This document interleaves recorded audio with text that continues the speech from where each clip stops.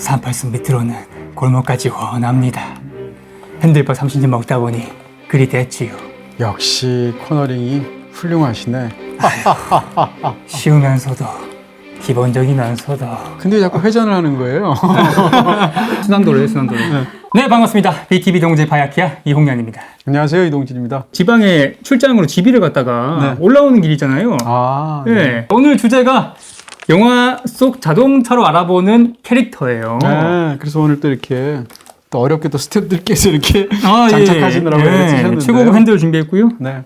사실은 영화랑 자동차의 뭐라고 그럴까요? 이 역사가 굉장히 많이 겹칩니다. 자동차가 처음 발명된 것으로 자동차 역사에서 기록되는 게 보통 1880년대로 보거든요. 오래됐네요. 근데 영화는 1990년대에 처음 만들어졌잖아요. 비슷하네요. 그러니까 10년이 채 차이가 안 나고요. 네네. 거기다가 자동차는 움직임이 생명이잖아요. 그렇죠. 영화 자체도 이 동감 자체가 생명이잖아요. 모비라는 말 자체 네. 어원에 관해서도 말씀을 드린 적이 있고, 그리고 영화가 본격적으로 이제 뭐라고 할까요? 무성영화 시대에서 발성영화, 토키영화 시대로 오다 보면 네. 새로운 장르들이 막 각광받잖아요. 그렇죠. 대표적으로 갱스터 같은. 근데 갱스터는 결국 두 개잖아요. 총하고 차잖아요. 그런 의미에서도 그렇고, 그런 운동감에서 연결되는 부분이나, 심지어는 영화 속에서 이제 차 안에서 대화 같은 걸 하면 굉장히 대화신을 연출하기 좋잖아요. 그리고 그 대화라든지 차 안에서 벌어지는 상황에서 벗어날 수가 없잖아요. 네, 갇혀있죠. 네, 레이디 버드처럼 중간에 뛰어내리지 않는 이상 네. 그 대사를 다 들어야 된다. 네. 반면에 자동차 자체의 그 상황이 뭐라고 할까? 개인에게 완전히 외부로부터 차단된 자기만의 어떤 자유로운 공간을 주잖아요. 네. 뭐 그런 식으로 이제 로드무비라는 장르도 있고 등등등 해서 사실은 영화와 자동차의 관계에는 뗄래야 될 수가 없다. 이런 말씀을 먼저 말씀을 드리고요. 어떤 한 편의 영화를 만들 때 인물을 설정할 때 예를 들면 그 인물이 어떤 색깔의 옷을 입히고 어떤 옷을 입을지에 대해서 굉장히 많이 의상 감독들이 고민하지 않겠습니까? 자동차도 그 인물의 캐릭터를 잡을 때 굉장히 중요한 설정일 것이다 라는 얘기고, 실제로 그렇습니다. 그래서 오늘 이야기는 거기에 집중해서 과연 영화 속의 자동차 설정들이 인물이나 그 영화 속의 상황을 어떻게 설명하고 있는지를 대표적인 영화를 통해서 여러분께 소개해드리도록 하겠습니다. 네, 자동차를 알면 캐릭터를 알 수 있다. 자, 오늘 콘텐츠 출발합니다. 사실 이 차가 자율주행차입니다. 현하게 평론가님 말씀 드릴게요. 네, 출발하겠습니다. 자, 첫 번째로 007 시리즈. 네. 제임스 본드 얘기 안 할 수 없죠? 네, 사실은 뭐 영화와 자동차의 관계, 캐릭터와 자동차의 관계를 얘기할 때 아마 사람들이 제일 먼저 떠올리는 게 제임스 본드의 그럼요. 에스턴 마틴일 것 같아요. 네. 그래서 직접 가져왔습니다. DB5가 나오고 있고요. 위력은 또 어디서 구하신 거예요? 저야 또 이런 또 수집품을 굉장히 또 탐닉하는 사람이잖아요. 여기 보시면 이 데니얼 크레이그가 사인한 사인이 위에 있고요. 007 시리즈에서는 주로 이제 에스턴 마틴으로 제임스 본드가 상징되잖아요. 네. 일반적으로 제일 유명한 제임스 본드의 에스턴 마틴 차는 DB5입니다. 근데 이 차는 이제 DB9 쿠페인데요. 어쨌든 저한테는 이제 뭐 굉장히 이렇게 또 관련되어서 이걸 또 보여드리면 되겠다 싶어서 오늘 가져온 제 수집품이기도 합니다. 되게 디테일해요, 디자인이. 에스턴 마틴이라는 자동차 자체가 이제 영국 자동차이고요. 영국 그 자동차 메이커가 굉장히 적잖아요. 생각보다. 네, 그런 상황에서 이 007 시리즈가 영국적이라는 것이 굉장히 중요하고, 또 제임스 본드가 영국 사람이기도 하고, 그런 상황에서 가장 잘 어울리는 차로 초기부터 이제 에스턴 마틴이 대변되게 된 건데요. 보통 이제 본드카라고 부르게 되는데, 근데 사람들이 이제 제임스 본드 하면 당연히 에스턴 마틴을 생각하는데 꼭 에스턴 마틴은 아니거든요. 벤틀리도 있었죠? 벤틀리도 있었고, 뭐 심지어는 도요타도 있었었고요. 뭐 굉장히 많았었습니다. 근데 BMW도 있었고요. 90년대에 이제 제임스 본드 역을 맡았던 배우들 중에서 피어스 브로스넌이 90년대에 집중적으로 너더편을 했잖아요. 그때는 대부분 그 제임스 본드의 차가 BMW로 극 중에 설정이 되어 있었어요. 이럴 정도로 다양한데, 그럼에도 불구하고 워낙 이 에스턴 마틴의 이미지가 강하기도 하고, 또 가장 최근에 다니엘 크레이그는 대부분 또 에스턴 마틴을 몰았잖아요. 그렇게 해서 지금도 제임스 본드 하면 자동적으로 에스턴 마틴을 떠올리는 그런 가장 유명한 자동차가 됐습니다. 에스턴 마틴 중에서도 제임스 본드랑 관련돼서 가장 유명한 건 DB5예요. 총 7편이 나왔더라고요. 네, 굉장히 이제 다른 어떤 그런 버전들도 많이 있는데, 이 DB5가 유명해진 것 중에 하나 이유는 이제 골드핑거 때문입니다. 보통 일반적으로 팬들이 이 작품이 최고지라고 말하는 게 바로 골드핑거예요. 거의 60년이 다 됐는데 불구하고. 초기작들이 보통 높은 평가를 받고요. 근데 이 골드핑거는 제가 기억하기로는 이제 아마 시리즈 세 번째 작품인가 그런데 그 이전에는 에스턴 마틴이 안 나왔다는 얘기죠. 네. 근데 어찌됐건 이 세 번째 작품인 골드핑거에 나와서 거기서 이제 그 차량의 어떤 그 추격전 비슷한 부분이 나오는데 막 질주하는 그런 장면은 아닌데 거기서 놀랍게도 이제 에스턴 마틴이 굉장히 멋지게 나오는 데다가 또 앞부분에서 결정적인 순간에 머신건이 나와서 차 앞에서 불을 뿜는 굉장히 인상적인 장면이 있습니다. 그래서 그 장면 자체가 이 007의 어떤 차량의 성격을 보여주는 그리고 차량을 통해서 제임스 본드를 설명하는 가장 극적인 그런 샷이 됐고요. 바로 그런 어떤 팬들이 갖고 있는 어떤 추억과 환호들 때문에 최근의 영화에서도 이 에스턴 마틴이 오래전 걸로 다시 나오기도 했어요. 대표적으로 스카이폴 같은 영화 그런데 네. 스카이폴을 보시게 되면 영화 속에서 이제 후반부에 뭐라고 할까요? 밑에서 이제 런던을 떠나서 스코틀랜드로 올라가지 않습니까? 스카이폴이라는 곳으로 가잖아요. 가게 되는데 저게 뭐라고 할까요? 추격을 피하기 위해서 일부러 에스턴 마틴 DB5를 제임스 본드가 가져옵니다. 근데 같이 타고 가는 사람이 M이거든요. 근데 M이 사실은 DB5가 좋은 차임에도 불구하고 이게 수십 년이 됐잖아요. 네. 너무 고물차란 말이에요. 그래서 탄 상태에서 스코틀랜드까지 먼 길을 가는데 승차감이 별로 안 좋죠. 옛날 차니까. 그래서 계속 영화 속에서 투덜거립니다. 이런 것이 약간 개그 코드로 나올 정도인데 이 차가 중간에 그 빌런이라고 말할 수 있는 하비에르 바르뎀이 헬리콥터에서 공격을 해서 차가 완전히 불타버리죠. 그래서 이제 제임스 본드가 이 차에 대한 애착이 있기 때문에 그야말로 이제 흑화해서 후반부에 거대한 액션들이 펼쳐지게 되는 건데요. 이럴 정도로 사실은 에스턴 마틴 또 DB5가 제임스 본드랑 굉장히 밀착되어 있는 차로 일반적으로 이야기하는 그런 상징적인 차가 되었죠. 기능도 재밌는 게 많았죠. 측면 타이어 파쇄기 같은 거 골드핑거에서 나오잖아요. 네, 뭐 사실은 그런 것 자체가 제임스 본드 영화를 보는 재미있는 어떤 팁들 같은 거죠. 보통 이제 그래서 게짓이라고 하는데요. 그래서 그 차량마다 특수하게 붙이게 되는 어떤 장착되는 기능들 뭐 이런 것들을 가지고 사실은 시리즈마다 재미있게 팬들을 사로잡는 요소로 활용하고 있기도 합니다. 네, 다음 영화는요. 조지 클루니, 니콜 키드먼 주연의 피스메이커. 네.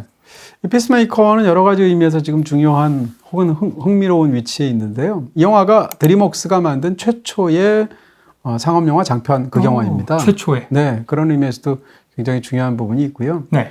피스메이커는 이제 니콜 키드먼하고 그다음에 이제 조지 클루니가 주연으로 나오는데 이 두 사람이 타고 다니면서 영화에 굉장히 인상적으로 나오는 자동차가 바로 벤츠 S클래스입니다. 너무 대놓고 홍보를 하더라고요. 영화에 등장하는 차량과 영화의 자동차 제작사 등등의 어떤 신경전하고도 관련되어 있는 굉장히 재밌는 일들이 있었는데요. 어쨌건 이 영화를 보시게 되면 이제 소형 핵탄두를 가지고 뉴욕에서 폭파시키려고 하는 그런 테러리스트들에 맞서서 이 두 사람이 맹활약해서 저지시키는 그런 액션 영화예요. 네. 오스트리아의 빈에서 실제로는 슬로바키아에서 촬영을 했는데 골목골목을 누비면서 카체이스 장면이 나오게 됩니다. 주인공들이 탄 그 차는 그러니까 쉽게 얘기하면 우리 편 좋은 차죠. 걱정 상황으로는. 네, S클래스. 그게 이제 벤츠 S클래스이고요. 악당들이 타고 있는 차는 BMW 5 시리즈입니다. 520i인 것 같은데요. 근데 어쨌건 그 말씀해 주신 것처럼 또 검은색 차량이에요. 색깔로 보통 일반적으로 검은색을 사용할 때 빌런들이 사용하는 색으로 많이 쓰는 경우들이 있죠. 그리고 주인공이 타고 있는 차는 이제 은회색, 회색 이런 쪽의 차량이고요. 네. 그런 상황에서 카체이스를 벌이게 되는데 뭐라고 할까요? 이 액션들을 보면 그 액션 장면이 그 당시에도 굉장히 재밌기도 했지만 약간 감정이 섞였다 그럴까? 이런 느낌이 들 정도로 네. 적의 차량을 부술 때 주로 후진으로 박살을 내는데요. 세 대가 추격을 하니까 골목 같은 데서 이렇게 은신하고 있습니다. 이 벤츠가. 그러다가 적의 차가 한 대가 오게 되면 전속력으로 후진을 해서 상대 차를 박살을 내면서 가게 안으로 처박는 게 첫 번째 해치우는 방식이고 첫 번째. 네, 나머지 두 대는 이제 광장에서 해치우게 되는데 한 대는 사실상 완전히 폭파시켜버리고요. 마지막 세 번째 차는 역시 후진으로 박살을 내는데 그 후진으로 박살된 차에 완전히 올라타서 엉망진창이 된 네, 그런 그 차의 형상 자체를 또 인서트해서 보여준단 말이에요. 너덜너덜했었죠. 그러니까 사실은 영화를 모르는 사람 입장에서 보면 와 벤츠의 성능 혹은 뭐 BMW의 성능 이런 것들을 생각하실 수도 있겠지만 사실은 그거하고는 별로 관계가 없을 거고요. 제작비를 지원한 데가 벤츠죠. 벤츠 회사인 거죠. 그러니까 그들이 홍보하고자 하는 벤츠 S클래스 차를 이용을 해서 홍보랑 아무 관련이 없는 적의 차량으로 BMW를 설정하고 또 두 회사는 독일 차량으로서 또 라이벌이잖아요. 상대를 박살내게 하는 장면을 집어넣어서 굉장히 큰 홍보 효과를 노리려고 하는 그렇게 들어간 장면으로 굉장히 유명했습니다. 근데 이 장면이 나오고 나서 실제로 90년대에 굉장히 좀 논란이 약간 있었어요. BMW 입장에서는 얼마나 또 기분이 불쾌할 수도 있잖아요. 치사하게. 그걸 저렇게까지? 네. 네. 그로부터 몇 개월 뒤에 007 시리즈가 제작이 되는데 나오게 맞아요. 되는데 같은 해 몇 달 뒤에 나오게 된 007 시리즈가 네버다이입니다. 네버다이 보면 이 상황이 정확하게 역전이 됩니다. 이번에 악당이 벤츠죠? 네, 악당의 벤츠를 타고 있고요. 그 다음에 제임스 본드는 BMW를 타고 있거든요. 그 상황에서 BMW를 이용해서 그야말로 벤츠를 박살내는 장면이 영화 속에 등장하게 되는데 어떻게 생각하면 피스메이커와 007을 통해서 두 양사 카메이커가 대리전을 치른 것 같은 그런 상황이었었죠. 그래서 굉장히 이런 그 PPL과 관련되어서 혹은 영화의 그 제작비를 지원하는 자동차 카메이커랑 관련되어서 흥미로운 일화로 지금까지도 남아있는, 덕분에 관객 입장에서는 두 장면에 굉장히 흥미로운 그런 자동차 추격전과 액션 장면들을 보게 되었으니까 또 재미있는 에피소드라고 말할 수 있는 그런 일이었습니다. 그러고 보니까 대사도 뭐 등받이가 잘 젖혀진다거나 뭐 CD 플레이어 설치돼서 뭐 좋다거나 방탄유리하거나 막 칭찬하더라고요. 네, 뭐 요즘 뭐 한국 드라마들 보면 그런 거 너무 많잖아요. 갑자기 뭐 무슨 뭐 제품에 대한 품평을 한다든지 무슨 무슨 산골에서 등산하고 있는데 도시락을 먹는다든지 이런 설정들이 있잖아요.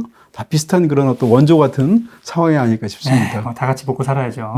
네, 다음은요, 매튜 맥커너헤이 주연의 링컨 차를 타는 변호사. 네, 영화의 제목 자체가 링컨 차를 타는 변호사예요. 네, 링컨 컨티넨탈이죠. 그렇습니다. 그러니까 링컨 차를 타는 변호사라는 뜻이, 이 제목 자체가 차량이 이 캐릭터를 설명하는 가장 중요한 영화 속의 소품이 된다라는 뜻일 거고요. 그러면 링컨 차를 타는 변호사는 대체 어떤 사람인가라는 건데, 이 사람은 극 중에서 보면 이 재정 상황이 별로 안 좋아서 집세도 잘 못 내고 있어요. 초반의 상황을 보면. 네. 그럼에도 불구하고 이 사람은 굉장히 잘 가꾸어지고 잘 다듬어진, 정확하게 각진 그런 어떤 대형 세단이라고 말할 수 있는 링컨 차를 타고 다니게 되는데, 링컨 차가 이제 저도 좀 찾아보기도 하고 이제 또 관련된 역사 같은 거에서 보게 되면 가장 유명한 것이 이제 그거거든요. 존 F 케네디가 암살되었을 때 타고 있었던 차가 링컨 컨티넨탈이에요. 의전용이군요. 네, 그때 이제 리무진이긴 했었는데요. 네. 그래서 그걸 타고다가 이제 총을 맞고 그 세상을 떠난 굉장히 유명한 역사적인 비극적인 현장이 있었잖아요. 네. 근데 그 차를 탔던 이유 중에 하나가 사실은 미국 대통령이 타는 차, 관용차로 상당 부분 링컨 차가 이용이 되기도 했었단 말이에요. 그러니까 미국에서 링컨 차를 몬다라고 한다면 젊은 사람이라기보다는 보통 중후한 고급스러운 그런 이미지를 풍기는 약간 좀 아재차라고 그럴까? 그런 느낌의 차란 말이에요. 네. 그러니까 이 사람은 자기의 어떤 그런 변호사로서의 위상을 과시하고 좋은 어떤 의뢰인들을 만나서 상대적으로 최대한 그 돈을 받아낼 수 있는, 그런 수입료를 받아낼 수 있는 사람을 고르기 위해서 이미지 메이킹을 하는 거죠. 약간 허세이기도 하고. 그렇죠. 정확하게 허세에 가깝겠죠. 심지어는 저걸 직접 몰지도 않고 운전기사를 고용을 하거든요. 그렇게 해서 영화 속에서 링컨 차를 몬다는 것 자체가 저 인물이 얼마나 상대적으로 그런 이익에만 밟고 허세에 들떠 있고 이런 사람인지 보여줍니다. 실제로 별로 좋은 사람이 아니고요. 그럼에도 불구하고 이런 영화들이 흔히 그렇듯이 중반이 되면 자기보다 훨씬 나쁜 어떤 놈을 만나게 되고 그 상황에서 자기 양심을 택할 것인가, 아니면 이전처럼 그냥 돈이면 최고지라고 생각할 것인가의 그 사이에서 어떤 일들을 벌이게 되는 그런 스릴러 법정 영화라고 말할 수 있고요. 심지어는 저 사람은 번호판을 특정한 그 문자로 샀잖아요. 그래서 not guilty입니다. 무죄라는 얘기인데 자기는 그만큼 형사사건에서 무죄를 잘 따낼 수 있는 그런 유능한 변호사다라는 것을 번호판에도 과시를 하는 거죠. 이런 식으로 링컨 차를 탄다는 것 자체가 극 중에서 굉장히 중요하게 설정이 되어 있고 심지어는 제목까지 들어가 있는 그런 대표적인 영화라고 할 수 있겠습니다. 헐, 너 그거 안 받았어? 인터넷과 IPTV 가입할 때 놓치면 안 되는 헐인. 헐인? 응, 헐 할 만큼 놀라운 할인이어서 헐인. 딴 데는 없어서. 헐. 기본 할인에 30% 더. 헐, 대박. 이게 뭐냐고? 더슬림 더슬림 요금제. 네, 다음 영화는 임권택 감독의 화장입니다. 네, 한국 영화도 한 편 골랐었고요.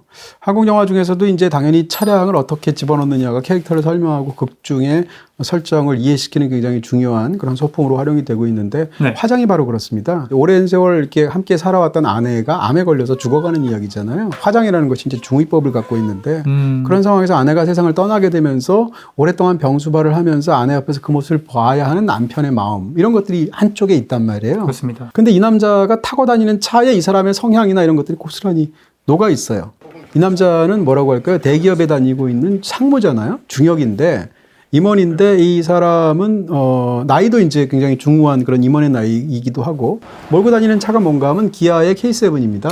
견실함의 상징이죠. 어떤 이미지인지 저도 정확하게 잘 모르겠는데 어떤 의미에서는 막 재밌는 사람은 아닐 것 같고 반면에 굉장히 안정감이 있을 것 같고, 그러면서 이렇게 주변에 이렇게 치우치지 않으면서 일에 몰두할 것 같고, 그래서 뭔가 실용적일 것 같고 샐러리맨일 것 같고 이런 느낌이 있단 말이에요. 저한테. 딱 주인공이네요. 그렇죠. 그러니까 그런 이미지들 그대로 가져와서 K7을 가지고 이 인물을 설명하는 거죠. 네. 그러니까 이 인물은 원래 쉽게 얘기하면 이렇게 함부로 인생을 이렇게 사는 사람이 아닌 안정적인 사람인 거죠.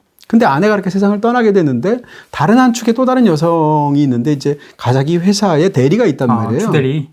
김규리 씨가 이제 연기라는 그런 건데 자기 아내는 뭐라고 할까요? 나이도 나이지만 암에 걸려서 죽어가고 있는 그러면서도 몸이 굉장히 병든 몸이고 힘든 몸이지 않습니까? 그런 상황에서 그 정반대에 있는 생기라든지 삶에서의 어떤 욕망이라든지 젊음이라든지 이런 것을 그 상대적으로 그 갖고 있는 그런 캐릭터로 김규리 씨가 나오죠. 근데 그것을 영화 속에서 차로 어떻게 묘사를 하냐면 김규리 씨가 몰고 다니는 차로 역시 설명을 합니다. 역시 기아차인데요. 바로 소울입니다. 소형 SUV죠?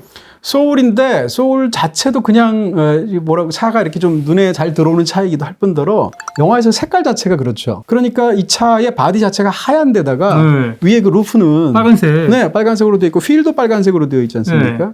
영화의 후반부에 이르게 되면 이 남자가 굉장히 마음이 처연한 상황에서 별장에 있는데 그녀가 차를 몰고 오면 바로 그걸 보고 차로 그녀를 확인하고 일어나는 장면이 있어요. 그 장면에서 보면 한눈에 확 들어오거든요, 차가. 겉은 하얀 데다가 위에는 빨갛고 또 거기서 이제 그녀가 내리게 되니까. 내려서 맞을 것처럼 보이지만 사실은 피하고요. 영화의 후반부의 어떤 장면에서. 그래서 길거리를 이제 피해서 일부러 가고 있는데 그것을 지나쳐서 김규리가 몰고 있는 차가 이렇게 앞질러 가면서 멀어지면 그 멀어지는 차를 하염없이 쳐다보면서 그 장면이 끝이 납니다. 그렇죠? 네. 그런 장면이 보여주는 그 자동차의 명확한 상징이나 의미가 있잖아요. 그랬을 때 이 두 사람의 상황, 캐릭터 혹은 모든 부분들이 사실상 이 K7 그다음에 소울 이 두 차량으로 사실상 강력하게 대비를 이루고 있다. 이렇게 말할 수가 있겠습니다. 더군다나 K7 중에서도 은색이잖아요. 가장 좀 안 튀는 색 아닌가요? 제일 무난하죠. 저도 저 색이거든요. 예. 그런 식으로 차를 모르는 사람의 성향을 우리가 짐작할 수 있는 부분들이 있을 것입니다. 네, 김호중 배우의 연륜도 볼 수 있는 영화 화장이었습니다. 리차드 링클레이터 감독의 12년을 담은 역작이죠. 보이후드. 걸작이죠. 진짜 훌륭한 작품이고요. 이 보이후드 많은 분들 좋아하시는데 보이후드를 차량으로도 볼 수 있습니다. 어떤 차가 있었죠? 자세하게 말씀드리고 싶은데 그 중에서 이제 오늘은 특별히 한 인물에 관해서 말씀을 드리려고 하는데 바로 영화 속에서 이제 에단 호크 아버지죠. 아빠, 예. 주인공인 이제 메이슨이라는 소년이 부모가 이혼한 거잖아요. 그런 상황에서 엄마랑 함께 살고 아빠는 가끔씩 와서 이제 아이들하고 놀아주거나 이렇게 되는 아빠이죠. 근데 이 아빠를 가만 보면 뭐라고 할까요? 아이들하고 같이 놀아줄 때 친구처럼 보이지 않나요? 그렇죠. 굉장히 잘 놀아주고 격의가 없고 어떤 무슨 권위를 내어서 아이들한테 이렇게 군림하거나 이러지 않죠. 반면에 이 아빠가 어떤 면에서 굉장히 묘하게 무책임한 사람처럼 보이기도 하죠. 약간 자유로운 영혼 스타일인 것 같기도 해요. 지금 말씀해 주신 자유로운 영혼의 이미지 그대로 이제 차를 고른 것 같고요. 그러니까 처음에 아버지가 영화 속에서 도착해서 차량에서 내리는 순간 이 아빠가 어떤 사람인지를 아는 거예요. 차량을 좀 좋아하거나 잘 아는 사람이라면. 이 영화 속에서 등장하는 차는 이제 GM 차인데 보통 이런 걸 이제 머슬카라고 하잖아요. 스포츠카 중에서. 머슬카의 대명사 같은 차 중에 하나인 거죠. 아버지가 그렇게 해서 타고 내리는 차량을 딱 보면 그게 바로 폰티악 GTO죠. 차체가 꽤 크단 말이에요. 근데 또 도어는 투도어예요. GTO라고 붙이게 되는 차량이 이제 여러 가지가 있고 페라리에도 GTO가 있거든요. 네. 근데 제가 좀 찾아보니까 우리나라에서 페라리 GTO라고 잘못 쓴 경우가 굉장히 많은데 이 영화에 등장하는 차는 이제 폰티악 GTO고요. 네. 페라리는 이탈리아 차잖아요. 그렇죠. 이 GTO라는 것 자체가 뭐라고 할까요? 만들어졌을 때 그 당시에는 미국 대륙이 어마어마하게 크잖아요. 대륙을 횡단할 때 일반적인 차를 가지고 가다 보면 그 당시 차량의 성능 때문에 대륙 횡단에 성공하지 못하고 중간에 망가지거나 이런 차들이 많았어요. 근데 대륙 횡단을 한 번에 기름 넣고 가면 몇 날 며칠이 걸려도 망가지지 않고 할 수 있을 정도의 차량이다라는 것을 내세우면서 만든 게 GTO란 말이에요. 그러니까 이 차량이 갖고 있는 뭐라고 할까요? 약간 떠돌 수 있는 느낌이 있죠. 그리고 이제 정주하지 않으면서 돌아다니는 것 같은 그런 느낌들이 있게 되죠. 그 다음에 차량이 굉장히 폼나고 멋있는 것에 비하면 실용성은 떨어지고 또 기름은 많이 먹는 차잖아요. 그런 어떤 여러 가지 측면에서 이 차를 몰고 다니는 사람이 아버지다? 그럼 어떤 사람인지 알 수 있죠.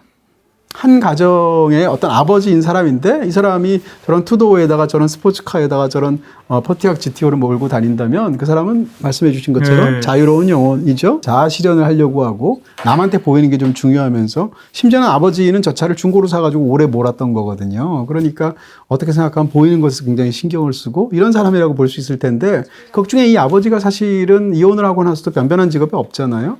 그 다음에 어쨌건 아이들을 엄마가 키우고 있잖아요. 등등등 하면 같이 있을 때는 참 친구처럼 좋은 아버지이지만 다른 한편으로는 약간 무책임한 아버지이기도 하단 말이에요. 이런 것들을 저 주인공이 저 차에서 아이들을 데리러 와서 도착해서 내리려고 하는 순간 관객들은 눈치를 채죠. 저 차만 봐도.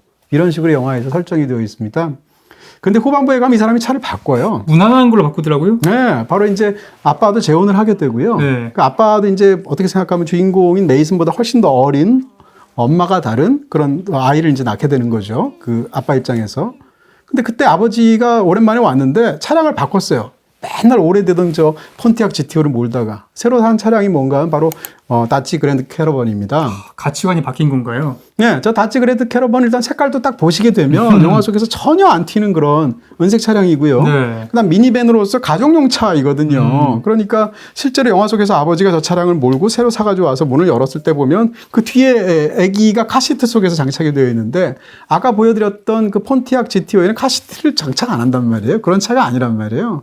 그런 상황에서 새로 아이가 생겼다, 가정을 꾸렸다, 미니밴을 샀다라는 것이 아버지의 변모를 보여주는 거죠.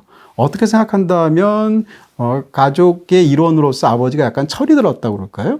그런 상황 속에서 미니밴을 타고 오는 건데 이 아들인 메이슨 입장에서는 실망인 거예요. 영화에서 이제 후반부에 보면 미니밴을 탄 상황에서 두 사람의 대화가 있는데 아니 그러면 이전에 그 GTO 차량, 그 폰티악 차량을 어쨌어요? 아버지가 물어보니까 그 17살 되면 준다고 했던 것 같기도 한데요. 그렇죠. 네. 16살이 되면 준다고 했는데 아빠가 10살 때 어떤 자리에서 자기 아들이 있을 때 누군가랑 얘기할 때 이거 얘가 16살 되면 얘한테 주려고 그래 라고 말을 했는데 10살짜리 아이는 그 말을 6년 동안 기억한 거죠.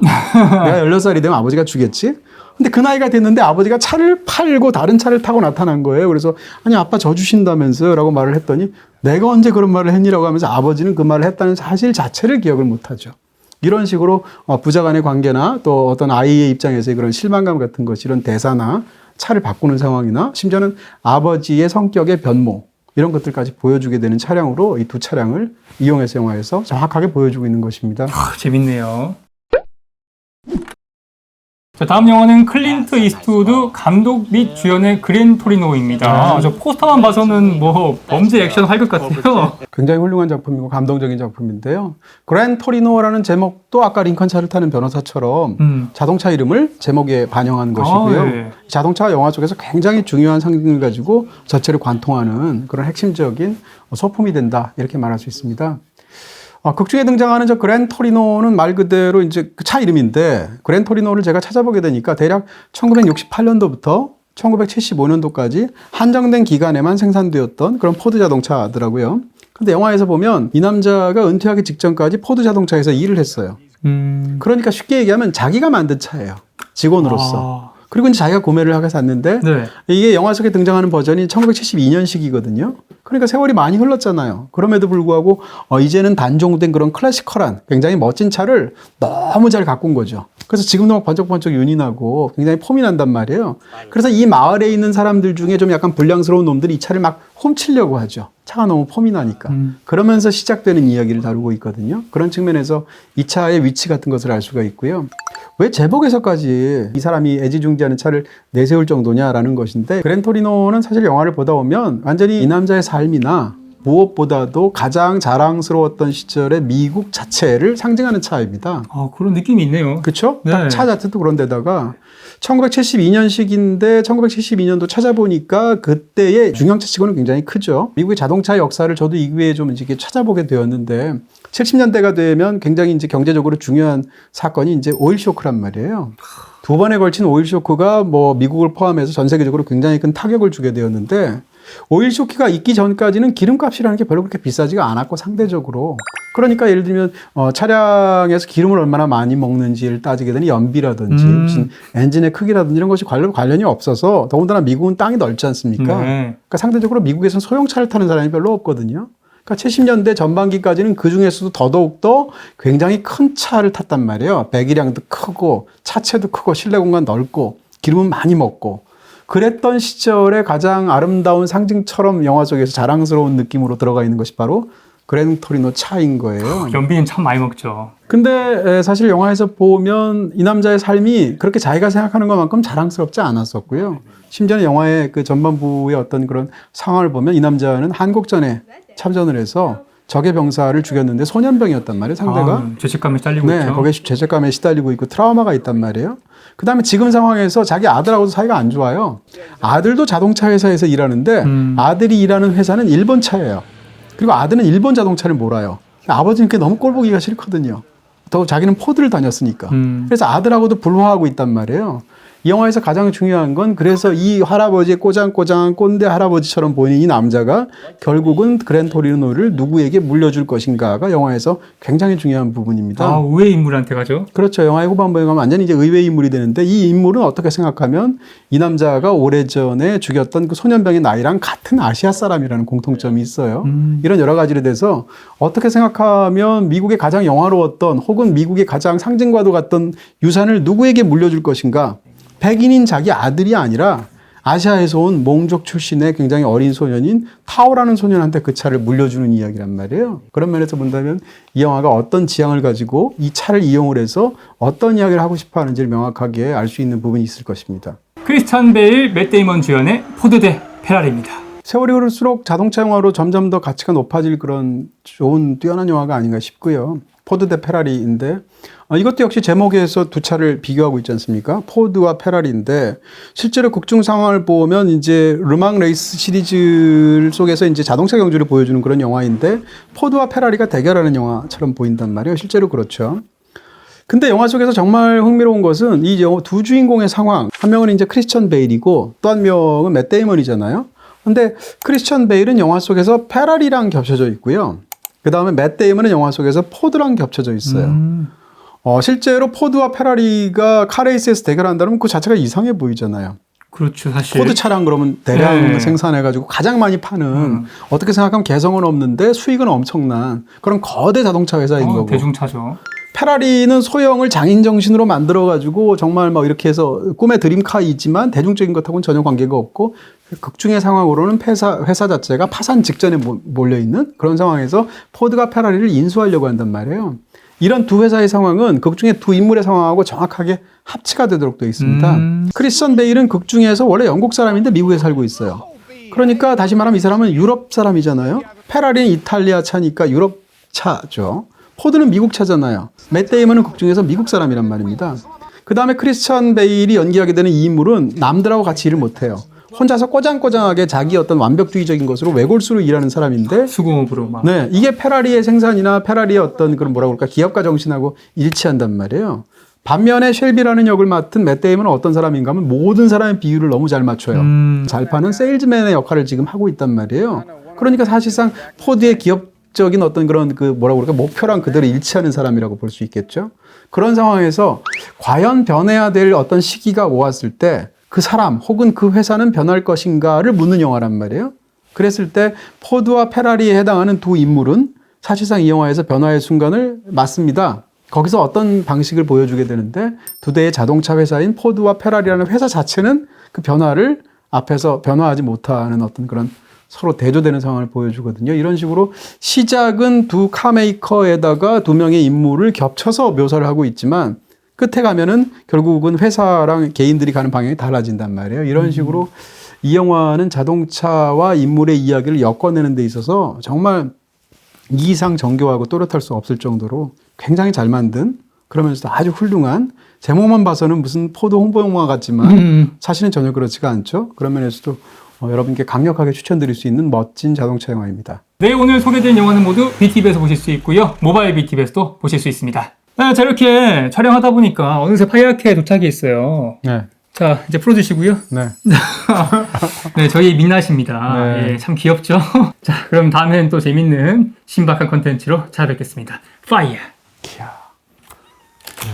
그거 다 잘릴 것 같아.